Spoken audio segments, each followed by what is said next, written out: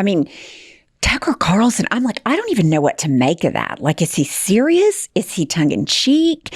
Like, what's going on there? There's this whole world of evangelical Christianity where they believe that spiritual warfare is taking place and that this election is about like this imaginary force field of angels fighting demons. And in their worldview, Trump is the angel and Kamala Harris is the demon. I have no idea what happened. All I know is I was dead asleep with my wife and dogs, and I woke up with claw marks on my rib cage underneath my arms, and it didn't even make sense. My arms would, anyway, whatever. No one has to believe me. I don't care. It doesn't matter. But that happened to me, and so I just was like, wow, that's real. Whatever that is, I'm not sure what it is. It's very real. All right, y'all. I keep seeing this story about Tucker Carlson getting attacked and assaulted by a demon. Well, not assaulted. Or maybe, I don't know. Assaulted sounds kind of crazy. But I keep seeing this story about Tucker Carlson getting attacked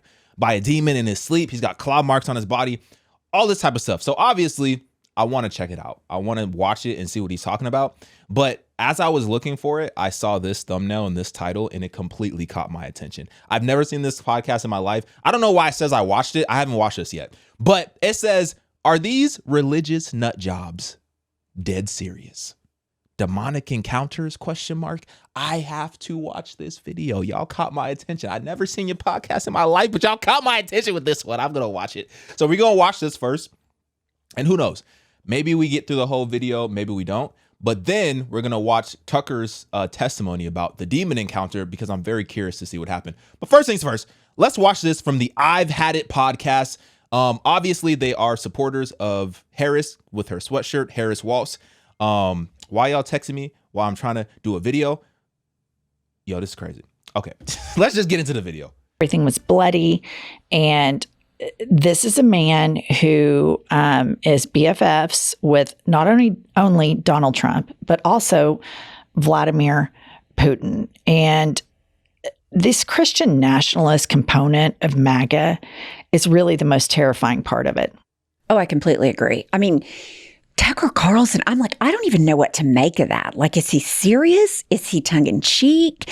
Like, what's going on there? There's this whole world of evangelical Christianity where they believe that spiritual warfare is taking place and that this election is about like this imaginary force field of angels fighting demons. And in their worldview, Trump is the angel and Kamala Harris is the demon. And they are dead serious about this. When you look into this, you see these photographs of Trump surrounded by like 50 evangelical preachers, one arm on him, one arm in the air praising.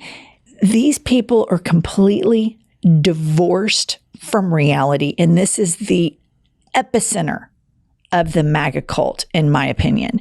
And they have big plans to make the United States a Christian nation, to help with secularism. Right. And then you can just roll out the characters that want to have influence and what their ideas are. So let's hear first from Charlie Kirk. And she needs people to basically lie to their husbands, which they are promoting, by the way, which I find that entire advertising campaign so repulsive. It is so disastrous. It is just like I'll show it in a minute. It is the embodiment of the downfall of the American family. What is going on with that? I keep hearing this thing. Well, okay, first things first. Let me address what she had said previously. She was talking about, we are so delusional and so detached from reality. The fact of the matter is there's a real spiritual component happening all around us. Life is much more than what we can see with our two eyes. And if you can't recognize that, then I don't know what to tell you, man. Like, obviously there's a lot more going on than just this flesh and bone. There's spiritual warfare happening all around us. Just look at the world. Look at where we're headed. Look at the craziness. But it's funny because if you support the craziness, if you support the wicked and evilness, then you're blind to it. You can't see it and you view it as being a positive thing as opposed to calling it out for what it is, right? Also, I can only speak for myself, right? I never said Trump was an angel. I don't support everything that Trump says. I don't. I've actually been very skeptical. I've actually had a lot of concerns about Trump. But at the same time, when you put the two candidates together, because that's all we have are these two candidates. Like we don't got a lot of people to pick from. We only got two of them. When you put them side by side, one candidate more so aligns with biblical values and beliefs than the other candidate. And all we can really do is use our discernment. And it's leading to Donald Trump, right? Like you look at Kamala Harris and the things that she's trying to do, because, you know, they're making fun of Donald Trump having these religious rallies and going to churches and being prayed over. They're making fun of that. But your candidate, Kamala Harris, is doing the exact same thing. She's doing the exact same thing. She's spending millions and millions of dollars trying to win the vote of Christians. Because when you go back and look at the data, in the last 3-4 elections, the person who has won the Christian vote ultimately has won the election. So she's going back and pandering to Christians because she knows that she needs Christians to get into the office. So I don't know. It's a funny double standard. But let's get back to it. I think it's so gross. I think it's so just nauseating where this wife is wearing you'll show it, wearing the American hat. She's coming in with her sweet husband who probably works his tail off to make sure that she can go, you know, and have a nice life and provides for the family. And then she lies to him saying, oh yeah, I'm going to vote for Trump. And then she votes for Kamala Harris as her little secret in the voting booth. Kamala Harris and her team believe that there will be millions of women that undermine their husbands and do so in a way that it's not detectable in the polling. I have never been more furious. For him to say that, first of all, there's so many things that offend me about him. But from that clip, well, I mean, their husbands have been working so hard to provide them a nice life. Go f*** yourself. Whoa. So why is that so offensive? And this is what I've been realizing. Why are traditional values so offensive? We never said you couldn't work. We never said that. We never said stay in the kitchen with the apron. You know what I'm saying? You know, you never said that. If you did that, then look, I'm not complaining if you did that, but we never said that, right? You can work and provide for yourself. That's fine. But like from a traditional standpoint, men are supposed to go out and hunt. Men are supposed to provide. They're supposed to go out and work hard for their family. And women are nurturers.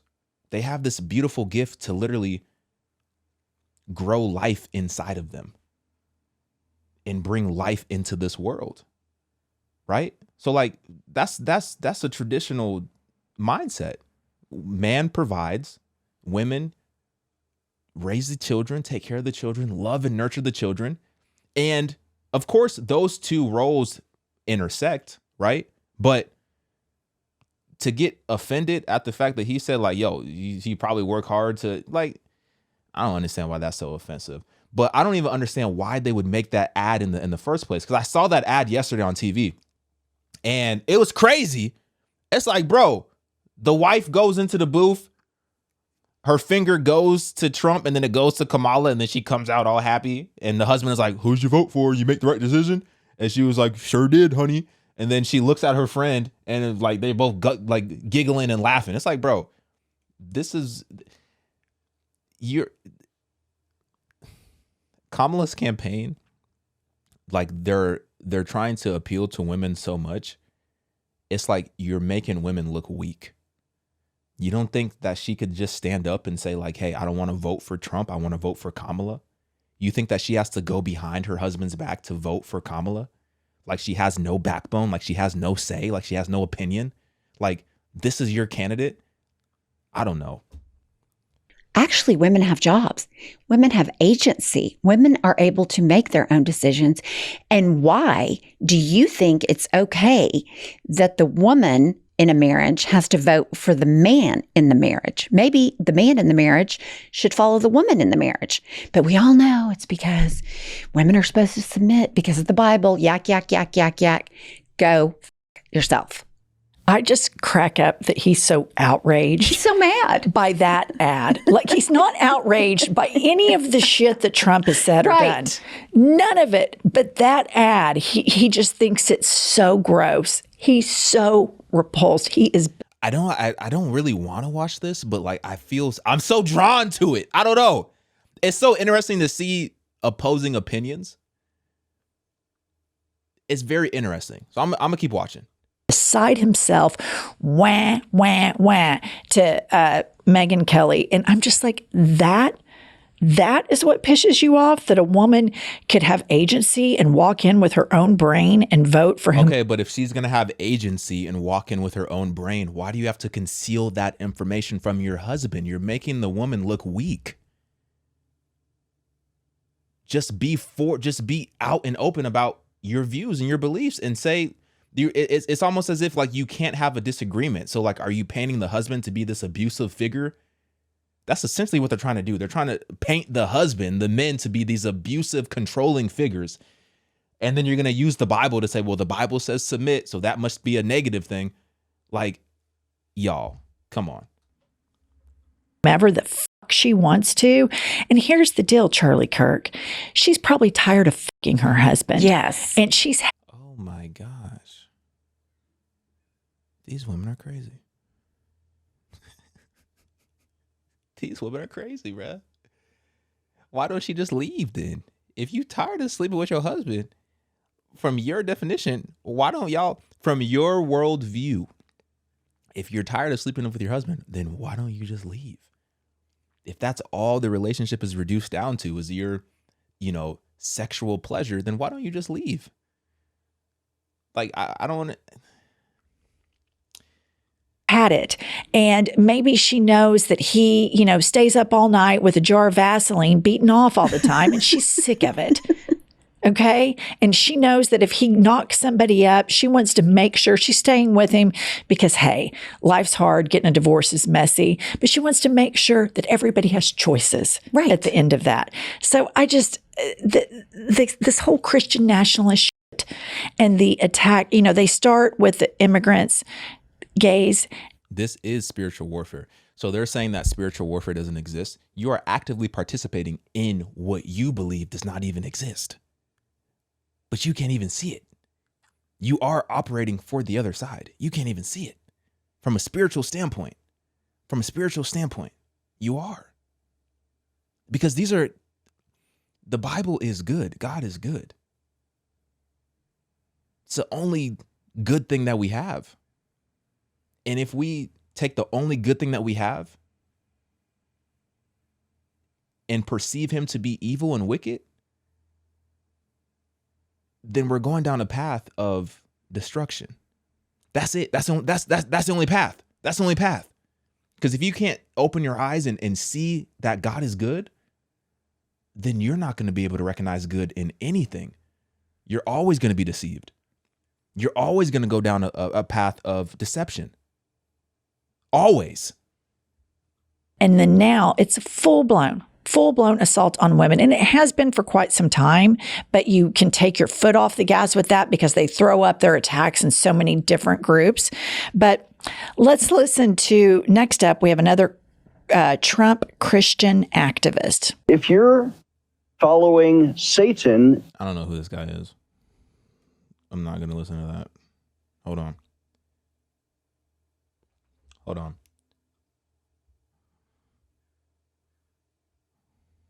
I know who Charlie Kirk is. No disrespect to that guy. I don't know who he is. I'm trying to see if there's some faces that I know in here. Okay. That's it for them. That was actually very interesting. I'm not going to lie. Let's see what happened with Tucker. Let me see what happened with Tucker. I think I saved it. Full clip. Experience with it. Let me see what this is.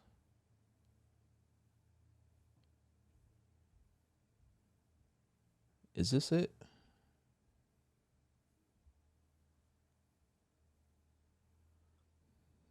Caging on my shoulder, and I was just in my boxer shorts. Is there one without music though? Let me see. Tucker Carlson demon. Let me see.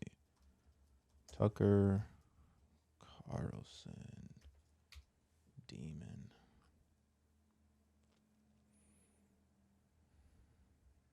Imagine life.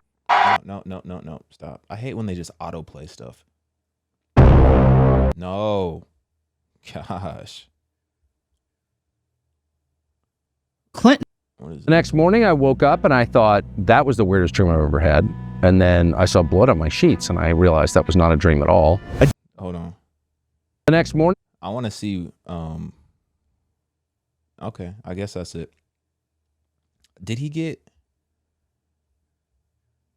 I'm sorry. I'm just trying to see if I could play this without issues for a music standpoint. I think it should be fine. Okay, let's play it. Let's play it. So this is the testimony from Tucker Carlson.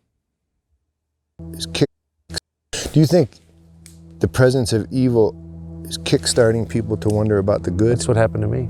That's what happened to you? Oh yeah, I had a direct experience with it. In the milieu of journalism or just? Nope, in my bed at night, and I got attacked while I was asleep with my wife and 4 dogs in the bed and mauled. Physically mauled. In a spiritual attack by a demon? Yeah, by a demon. Or by something unseen that left Is that right? claw marks on my sides, on my... So it left physical mark. Oh, they're still there. Yeah. A year and a half ago. Was your wife terrified? I know you were. I wasn't. I was totally confused. I woke up and I couldn't breathe and I thought I was going to suffocate, and I walked around outside, and then I walked in and my wife and dogs had not woken up, and they're very light sleepers. And then I had these terrible pains on my rib cage and on my shoulder, and I was just in my boxer shorts, and I went and flipped on the light in the bathroom, and I had 4 claw marks on either side underneath my arms. Jeez. And on my left shoulder, and they're bleeding. Wait, they were bleeding? They're bleeding, yeah. No, they're actual claw marks. And I sleep on my side, so I wasn't clawing myself. I don't have long nails. And they didn't fit my hands anyway. But yeah, that happened. So I'm not from a world where things like that happen. I never heard of anything like that happening before. I had no idea what that was. I knew it was spiritual immediately. You did? Okay, that was gonna be my question. Yeah. I don't understand to this day. I'm not gonna put it You more... you didn't try to refute the spiritual part in your own mind. You went right into the Well, it didn't make any sense, and it doesn't now. But I'm not from a, what do they call it, faith tradition that talks about things like that or even acknowledges their existence. Like, there's nothing like that. I've never heard anybody say anything like that in my whole life. What was the next day like? Well, the next morning I woke up and I thought that was the weirdest dream I've ever had. And then I saw blood on my sheets and I realized that was not a dream at all. So I called my assistant, who was like the only evangelical Christian I know, well enough to call with something bizarre like that, totally bizarre like that. And she said, oh yeah, no, that happens. Yeah, people are attacked in their bed by demons. What? What are you even talking about? Yeah. So, I'm not leaving anything out, and I'm not pretending to understand that. I can only say what happened to me, and that did happen to me. And then I was seized with this very intense desire to read the Bible, which I then started without any study aids or anything. I bought a Bible that didn't have any. I'm not interested in editorializing in the Bible. I just want to read it and see what's in there myself. I have very low levels of trust for Christian pastors, most of whom, I'm just not a fan at all. And sorry to say that, but that's how I feel. And so I don't want to hear other people's opinions. I just want to see what's in there. And so I spent a year and a half reading it, and then I started rereading it. And it was just a transformative experience for me, but I'm not, holding myself out as someone from whom you could get theological advice, because I'm Sure, not. of course. I don't know. I don't understand any of it. But yeah, that happened. God to me. allowed the demon? I have no idea what happened. All I know is I was dead asleep with my wife and dogs, and I woke up with claw marks on my rib cage underneath my arms, and it didn't even make sense. My arms would, anyway, whatever. No one has to believe me. I don't care. It doesn't matter. But that happened to me, and so I just was like, wow, that's real. Whatever that is, I'm even not sure what it is. It's but very real. And so then that presence of that evil launches something.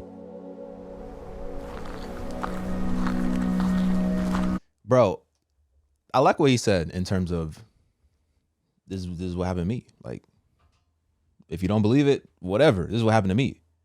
But then the last thing that the interviewer said, he was like, yo, that presence of evil launched you into reading the Bible and getting to know God and getting closer to God, right? I mean, regardless of if you believe in physical manifestations of demons, regardless of if you believe in, you know, attacks and stuff like that from demons, demons are real. The spiritual realm is real. You know what I'm saying? So I'm still thinking about what those women were talking about. That was funny. That was crazy. I don't know how she just went from like, maybe she's just done effing her husband and she's like, bro, come on. These arguments are crazy. Anyway, let me know what y'all think. Get in my comments, like this video. I'm out, y'all.